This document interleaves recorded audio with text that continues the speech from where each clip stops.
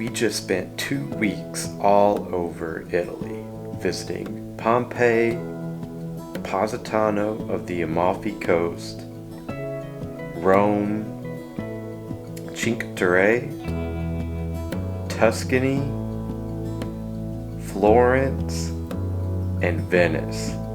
And in this video, we're going to look back over the past 2 weeks and share tips and some of our favorite food and experiences in Italy.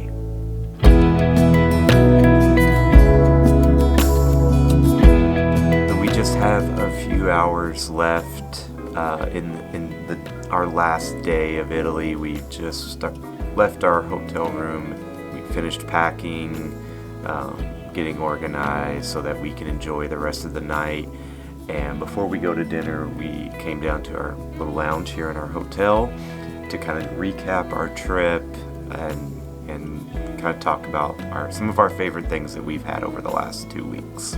These are a few of my favorite things. So we kind of made a list of a few different things. We haven't seen each other's lists. Yes, we don't know. We talked a little bit about last night, like what we would do, but we don't know. The first thing we're gonna do is the top 5 food overall, and that does not include dessert because we're gonna do dessert separately because otherwise my list would be like top 10 and we don't have time for that. So this is in no particular order, but my first is the gnocchi at Osteria Santo Spirito in Rome, and it's like the bubbly gnocchi that was so amazing, cheesy, it was to die for. And then that was on my list. That was my number 3. Yeah. Well, I didn't want to do it in any order. No, it's fine. Okay. And then the second is well, I'm gonna save this one. So the second thing that I really liked was the pesto pasta in Cinque Terre in Cornelia, which is the third village, and we had it for lunch. That was good. And it was just really refreshing. It was in pesto is the birthplace of pesto is in Cinque Terre, so having it there was like extra special. Not on my list, but it was really good. And then the third would be the truffle pasta that we had for lunch in Tuscany. And it was like a huge surprise. I was not expecting it to be that good, and it just really surprised me. And then the fourth is obvious, and like I said, these no particular order. Obviously the Florentine steak in Florence. I mean, that was my number 2. Yeah, you literally can't go wrong with that. And then I would say his number 1, which I think we can all guess by the videos, and which is obviously on my list, is the carbonara in Rome at Osteria dei Fortunata. Yes. Oh, yeah, 100%. My number 1. So that's my top 5. Again, no particular order, but I know you have a couple. Yeah. So my number 5 on my list was actually not a specific thing, but just everything we had at La Tagliata in Positano. Yeah, that's a good one.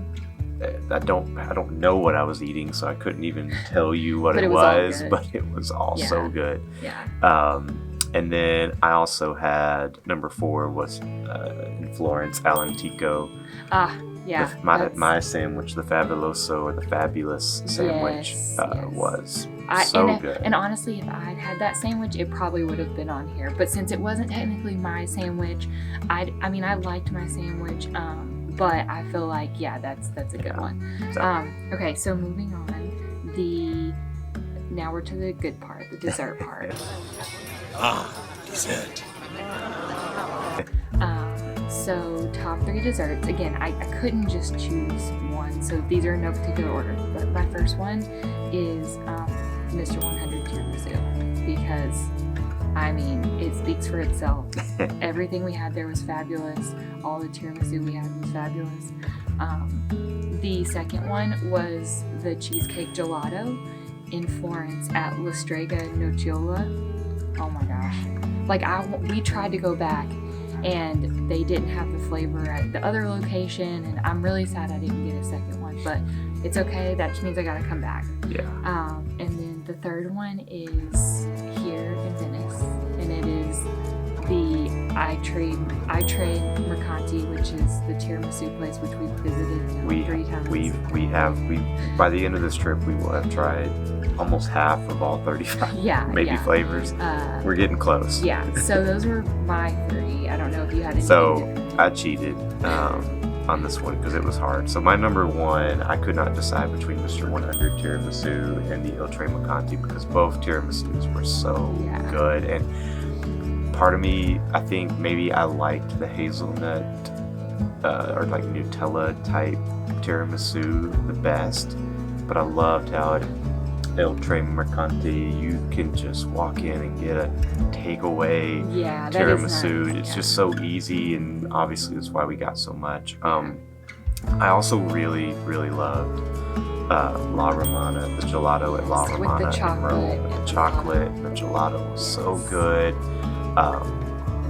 And then the other cheat I did was I kind of counted Mr. 100 tiramisu and Il Tre Mercanti as 1, La Romana as 2, and then 3 I'm lumping in the 2 granitas or slushies that I've had on this trip. That's a good one of those was the coffee granita that I had in Rome at La Casa del Cafe Taza de Oro. Yes, I forgot about that. The little coffee slushy that I had, and then also the lemon slushy in Chicotere.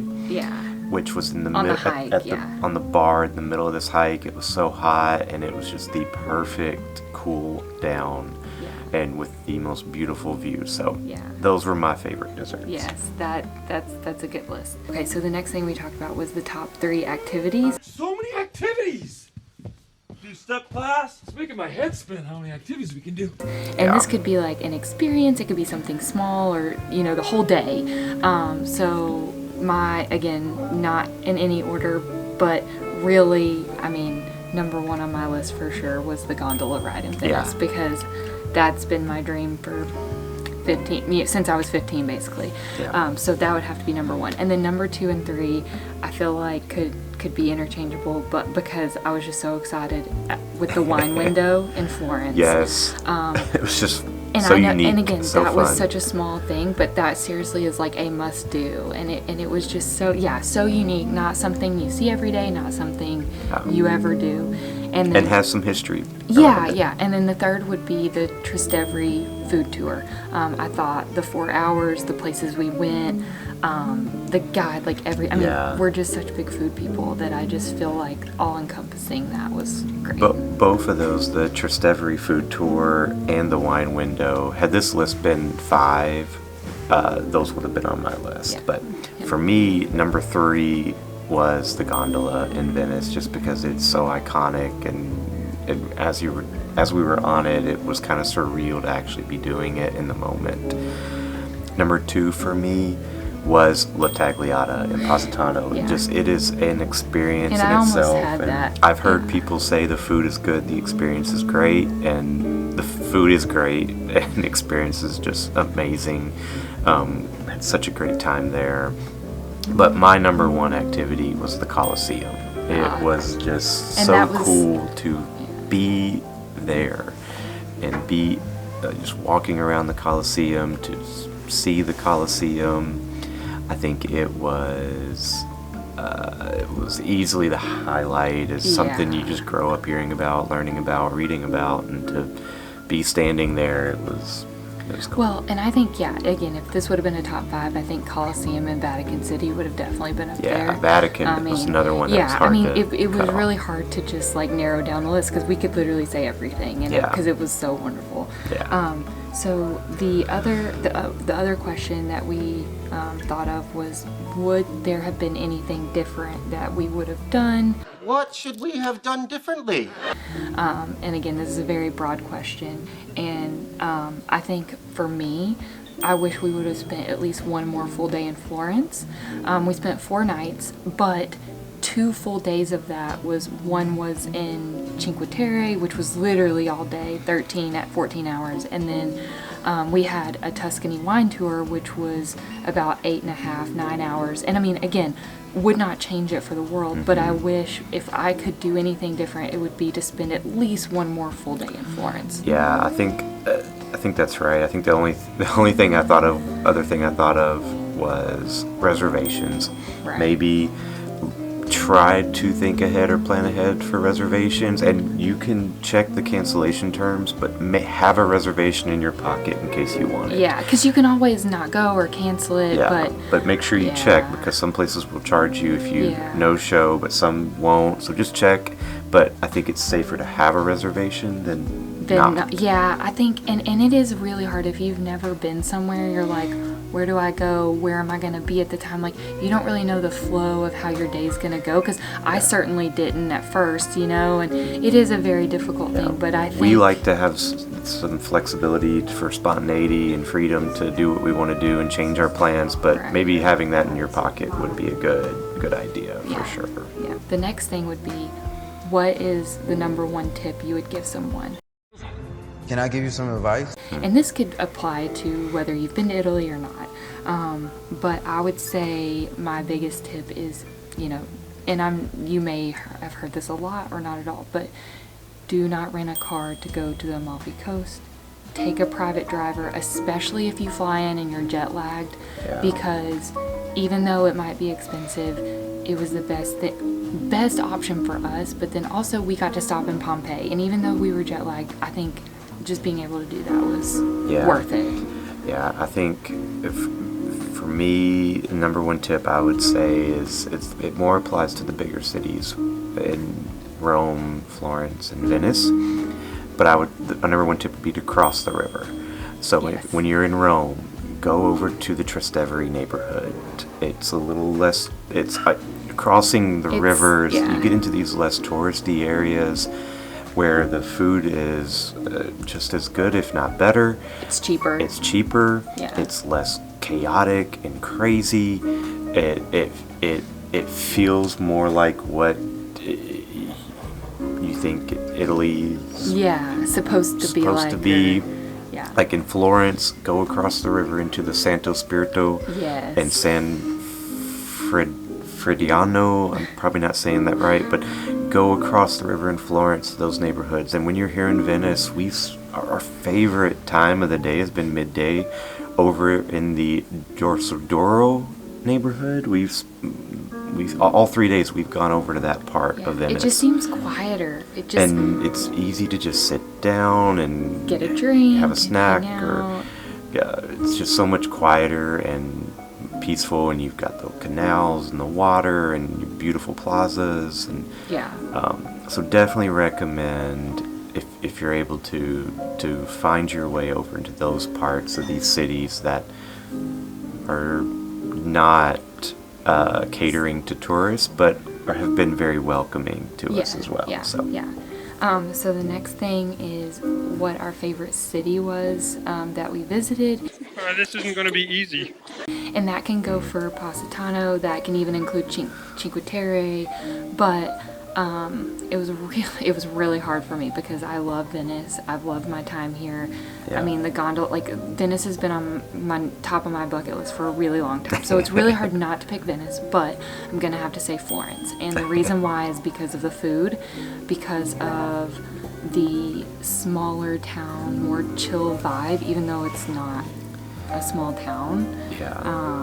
But it's still, overall one of my favorites. And I would go back tomorrow. And I think my answers, I thought of it a little bit differently, because when I think of Positano being so relaxing and Rome just being so historical, Florence was so nice and clean, and all the food that we had there, 3 of my top 5 restaurants were in Florence. Venice is just so quiet and unlike anywhere else on earth. But I think my favorite city from this trip was Rome, just because of the history. Everywhere you go, everything you see has a story from history. And then 4 words: carbonara. that we'll be talking about the carbonara from Osteria de Fortunata for the rest of my life.